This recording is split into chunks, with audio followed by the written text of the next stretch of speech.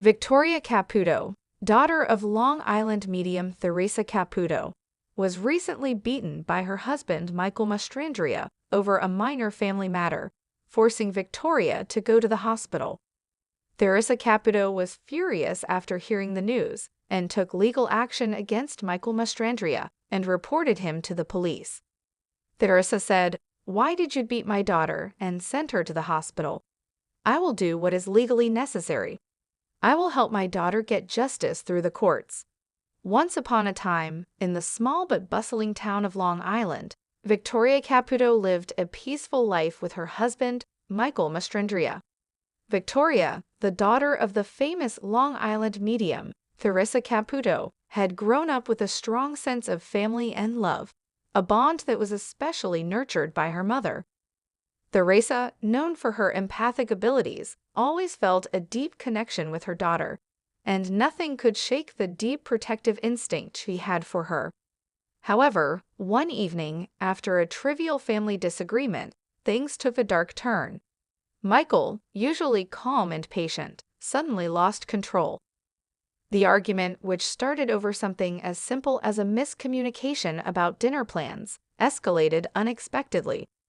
In the heat of the moment, Michael crossed a line, and Victoria found herself hurt and terrified. What was once a minor disagreement turned into a traumatic experience, leaving Victoria bruised and unable to care for herself. Victoria, shaken and in pain, rushed to the hospital, her heart pounding as she called her mother, knowing Theresa would sense something was terribly wrong. Upon hearing the news, Theresa felt the ground slip beneath her feet. Her heart ached, not just for the physical pain her daughter endured, but for the emotional scars that could last a lifetime. In a moment of sheer anger and heartbreak, Theresa decided she would not let this go unpunished. She immediately sought legal action and reported Michael to the authorities. The words that echoed in her mind as she walked into the police station were sharp with resolve. "Why did you beat my daughter and send her to the hospital? I will do what is legally necessary. I will help my daughter get justice through the courts." Theresa, known for her compassionate yet unwavering nature, fought for her daughter's rights with everything she had. The media picked up on the story, the Caputo family's famous name now a symbol of strength and courage in the face of adversity. Theresa became a voice for those who suffered in silence, showing that no one should ever fear the one they love. As the case went to trial, the courtrooms filled with tension. Theresa stood strong, never wavering from her commitment to protect her daughter. Through the legal battle, Victoria slowly began to heal, both physically and emotionally. The support from her mother and the justice that followed gave her the strength to rebuild her life, knowing she would never be alone in the fight for her well-being. In the end, justice was served, and Michael Mastrandria faced the consequences of his actions. Victoria, with the love and strength of her mother, emerged from the darkness, stronger than ever before. And Theresa, the medium with a heart full of compassion, proved that nothing, no matter how deep the hurt, could break the unbreakable bond between a mother and her daughter. However, it was Christmas Eve, and the Romano family was gathered in their cozy Long Island home, sipping hot cocoa and reminiscing about past holidays. The tree sparkled with golden lights, and the scent of cinnamon filled the air.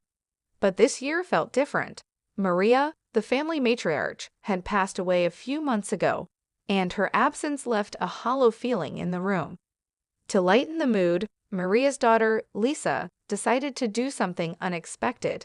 She booked a session with Long Island medium Theresa Caputo.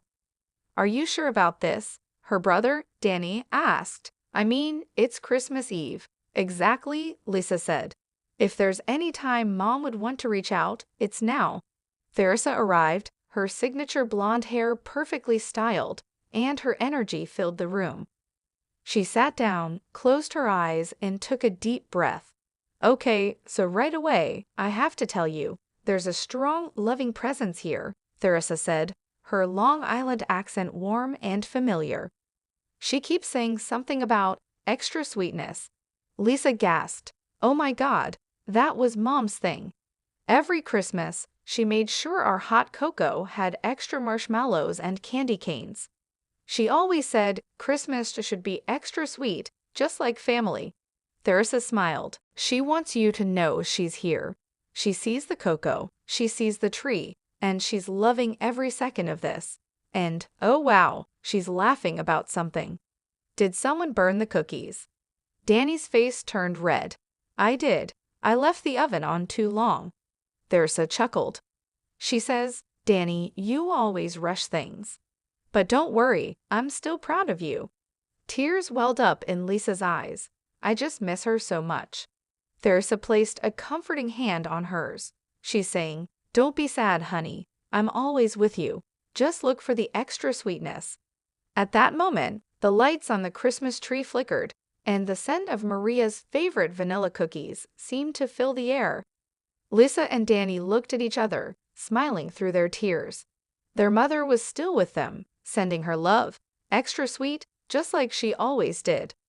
However, Theresa Caputo adjusted her signature blonde hair and took a deep breath as she stepped into the cold, gray walls of Riverdale Correctional Facility. The heavy steel doors clanked shut behind her, sealing her in with the lost souls she had come to help. She wasn't nervous. She had done this before. Spirits didn't care about where they spoke. They only cared that someone was willing to listen. As she walked down the corridor, the inmates in orange jumpsuits watched her with curiosity. Some smirked, some whispered, but a few looked at her with something else, hope. Warden Michaels greeted her with a nod. You sure about this, Ms. Caputo? These men, some of them have done terrible things.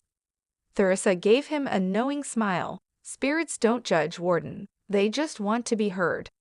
She entered the common room, where a group of inmates had gathered. A tall, heavily tattooed man named Rico sat with his arms crossed, skeptical. Beside him, a frail-looking young man named Jake twiddled his fingers nervously. Others sat in silence, waiting. Theresa closed her eyes and took a deep breath. Almost immediately, she felt a presence. There's a mother figure here, she said. She passed suddenly, and she's showing me a locket. Does that mean anything to someone? Jake's eyes widened. His hands trembled.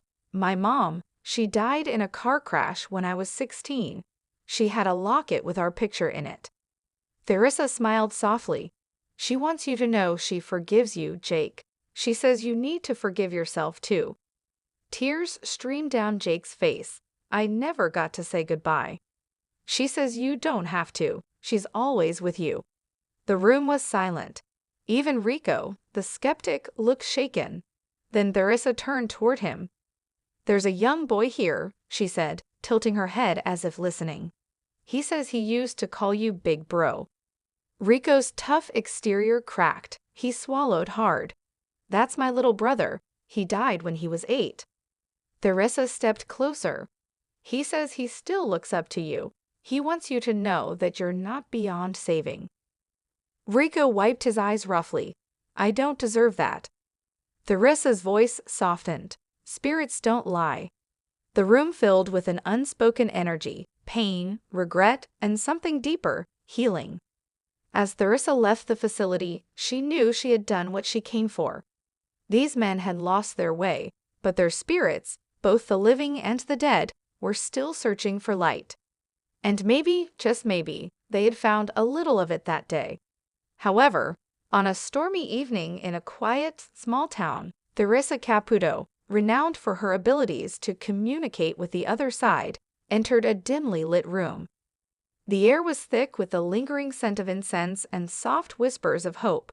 It was her latest stop on her tour, and tonight she had a special connection that awaited her. The audience was filled with anticipation, each person holding their breath, hoping for a glimpse of their loved ones who had passed. Theresa stepped forward, her eyes scanning the crowd, when a sudden chill ran down her spine. She felt a presence. A spirit was trying to reach out. The spirit was strong, eager to communicate. It was a woman, late 30s, with dark hair and a serene smile, yet there was something urgent about her message. Theresa closed her eyes and tuned into the energy around her, letting the spirit speak through her. I need you to tell them, Theresa said, her voice quivering with emotion. Tell them I never got to say goodbye. Tell them I love them. A woman in the front row gasped. Her hands trembled as she stood up, eyes wide with disbelief. That's my sister, she cried. She passed away in a car accident 2 years ago. I never knew she had unfinished business. Theresa nodded, a quiet understanding in her gaze. The spirit continued, her presence growing stronger. She wants you to know that she's always been with you, Theresa continued. She's seen your struggles, your victories, and she's proud of you. There were moments she couldn't be there physically, but her love never left. She's been guiding you, helping you when you needed it most. The woman, overwhelmed with emotion, sank to her knees. Tears streamed down her face as the words hit her heart like a wave. For 2 long years, she had felt the weight of not having closure, but now it felt as though her sister was right there with her, comforting her, urging her to move forward with her life. Theresa paused for a moment, allowing the message to settle in. The room was filled with a profound silence, broken only by the occasional sniffle or whispered word of gratitude. But the spirit wasn't done yet. She had one more thing to say. She's not gone, Theresa said, her voice calm but powerful. She's never truly gone. She's in every part of you, in the way you laugh, in the way you smile, in the strength you carry. She's your guide, your angel. The woman stood up slowly, her face filled with a newfound peace. For the first time in 2 years, she felt a weight lift off her shoulders. The storm outside seemed to quiet, as though the universe itself was letting go of its burden. As Theresa moved on to the next message, the woman quietly whispered, "Thank you." For she knew, deep in her heart, that the message from her sister was the answer she had been waiting for all along.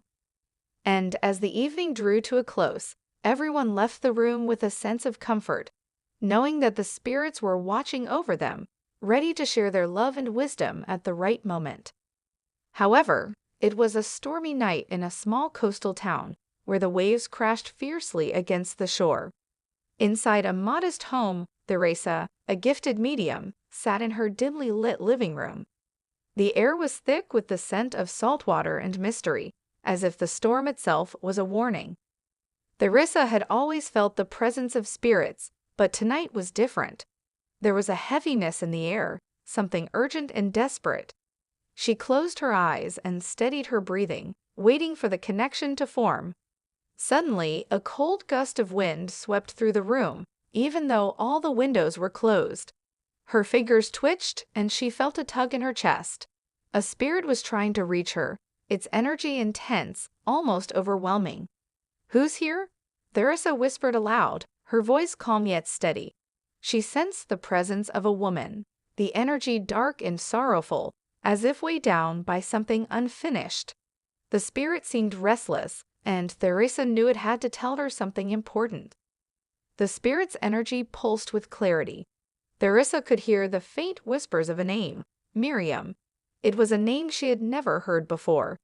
As the connection grew stronger, Theresa felt the overwhelming sorrow of the spirit. Miriam had taken her own life, leaving behind an unspoken message, a lingering question. Her spirit couldn't find peace because she had never shared the truth of why she'd chosen to leave this world. The burden of guilt was what kept her tethered to the earth. Through the connection, Theresa could feel Miriam's pain, her regrets, her heartbreak. Miriam was trapped between worlds, not because of unfinished business, but because of the deep sorrow and guilt that still chained her spirit. Theresa reached out to comfort her. "Miriam, it's not too late. You can find peace. You need to let go of the guilt. It was not your fault." The room grew colder as Miriam's energy fluctuated, then suddenly it settled. A sense of calm replaced the turmoil. Slowly, Miriam's presence softened, her form becoming less defined, like mist fading in the early morning light.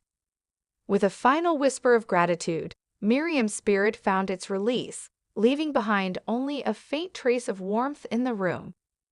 Theresa opened her eyes, feeling a wave of exhaustion wash over her, but also a sense of peace. She had helped a soul find its way, and in that moment, She knew she had done something good. The storm outside had passed, and the world felt just a little bit lighter. However, John Ratzenberger sat nervously in the waiting room, his hands fidgeting as he stared at the floor.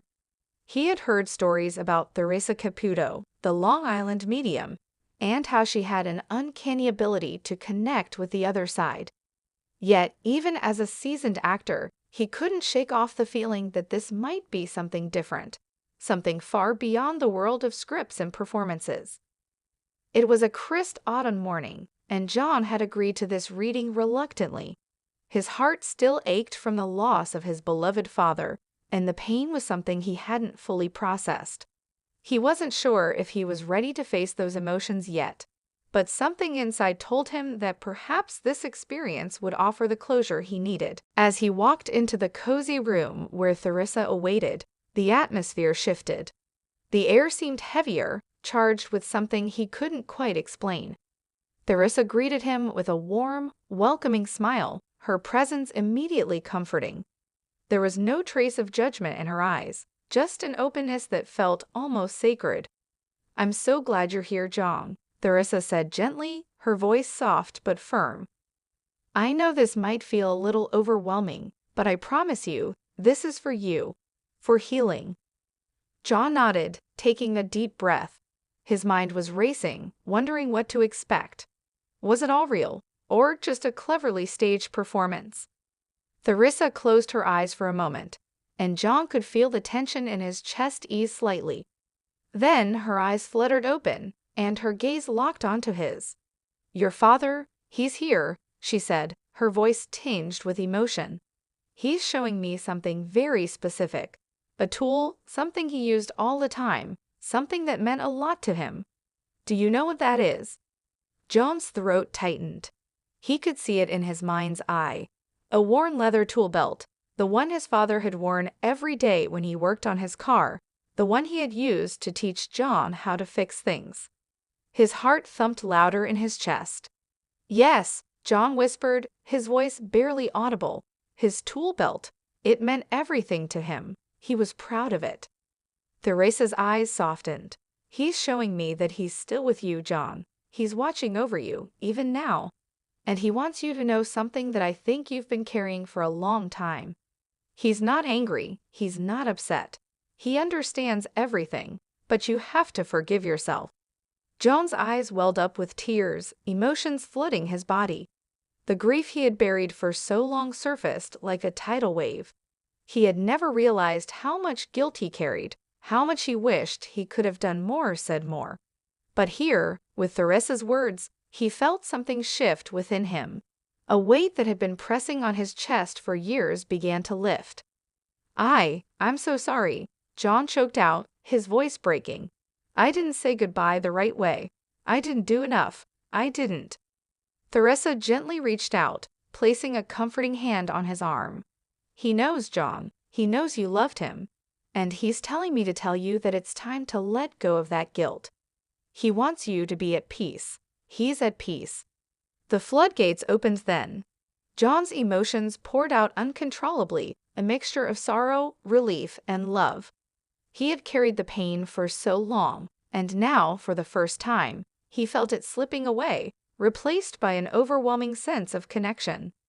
For the next few moments, there was silence, only the sound of John's shaky breaths and the gentle words of comfort that Theresa offered. When he finally calmed down, he looked at her, his eyes red and swollen, but his heart lighter. "Thank you," John whispered, his voice hoarse. "I didn't know I needed this, but I do." Theresa smiled softly. "You're welcome, John. Your father's love will always be with you. It never goes away." As John left the room, he felt a sense of peace he hadn't experienced in years. The weight of his loss, though still present, no longer felt so heavy. And in his heart, he knew that his father was always with him, watching over him, in ways he had never truly understood until now. Hello, lovely viewers. Welcome to my channel. I am Mina. Hope your day is so well. If you like the video, don't forget to subscribe the channel.